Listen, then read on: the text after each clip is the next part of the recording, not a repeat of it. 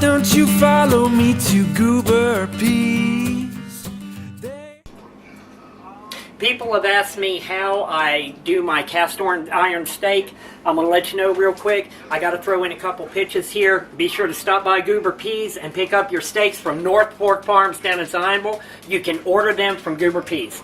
Okay, what we do here, to begin with, I go ahead and marinate my steak with olive oil, salt, and pepper. I do that on both sides. I let it sit for about 3 or 4 hours to get it to room temperature. Okay?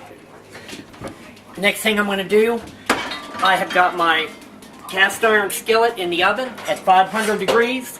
I'm going to pull that out, throw that on a hot oven. I have that in the oven for about 15-20 minutes to make sure it's hot. Alex is recording this for me. Thank you, Alex. Got a chunk of butter. Throw that on there. Let it go for just a second. You just want to get that butter around to get it good where it can get into the steak. I thought that was with all cast iron. Okay, and then once that melts down a little bit, I'm going to go ahead and get my steak. These are 2 ribeyes. I actually got these. Well, I'm not going to say where I got these because I'd rather you buy the North Fork Farms. North Fork Farms is much better. But in any case, I'm going to put these on. The stove is on high. I'm going to cook these for about 1.5 minutes on each side. And let them go here. With this high temperature, it sears in the flavor. It really sears it in and it keeps the juices in as well. So we're going to go for about 1 minute. Take these, put them down here. Got a screen here. Throw that over just to keep the stuff from splattering all over if you want to. Again, I've got this on high and the skillet was at 500 degrees. Okay? Got about 30 seconds left. You've got to make sure you put butter in there. That really adds flavor to it. Okay?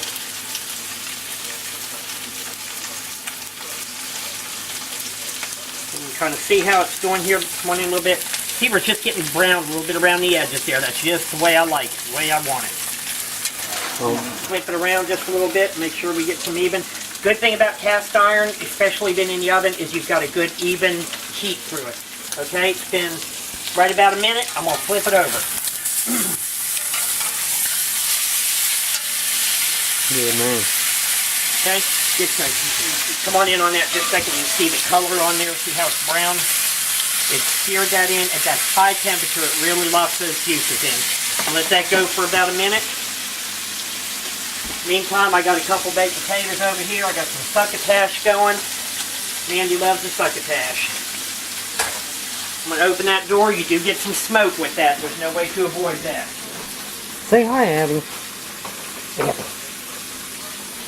Ooh, we got a little more smoke than usual. Oh, no. Some people say to turn it over and over. I usually do it once on one side, once on the other.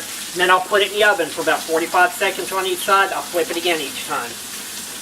So, it's been about 55 seconds. I'm going to go just a little bit longer. You got to remember the heat from that skillet's really cooking that up. So that's doing good. We like our steaks medium rare to rare. Get that over one more time there. Throw that whole thing in the oven for about 1 minute. No, for about 40 seconds maybe. Somewhere right around there. I do not put that in because it's got the plastic handle on it, of course. Okay. Now you go take your stove off. Hush, tap off, shush. Okay, now, move. It's been about 45 seconds on it. I'm going to go ahead and flip it over in the oven. Don't pull it out. I'll just go ahead and pull that out a little bit. Flip it over one more time. Throw it back in. Let it go about 30 seconds and we are done. I'll go ahead and cut my oven off. One of the biggest things that I make sure to pay attention to that you need to do is after you get your steak out, put it on a plate, a little bit of cooling rack, either one. Let it rest for 10 minutes, at least 10 minutes. That lets the flavor, the juices soak in, and we're ready to go. So, pulling that out. There's your steak.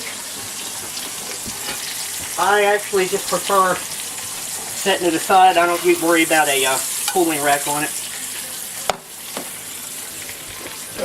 At the end of this video, I will post a picture of what it looks like on the inside. Thank you, guys.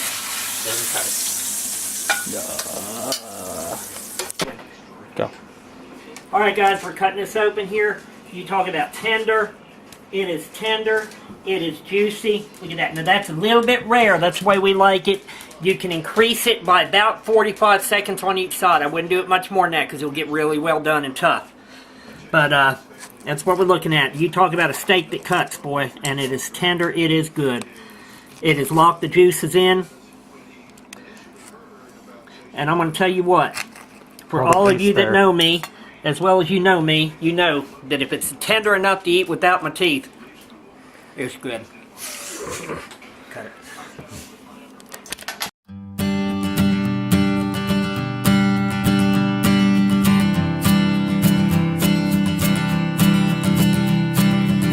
Why don't you follow me to Goober Peas?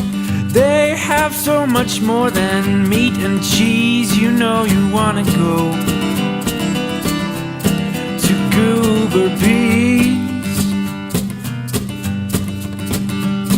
Oh me, oh my, Moravian pie, yes please, Goober Peas.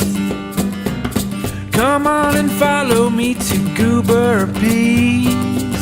Those jams and jellies bring me to my knees. I'll buy you anything that you could need. Oh me, oh my, Moravian pie, yes please, Goober Peas. You gotta come with me to Goober Peas.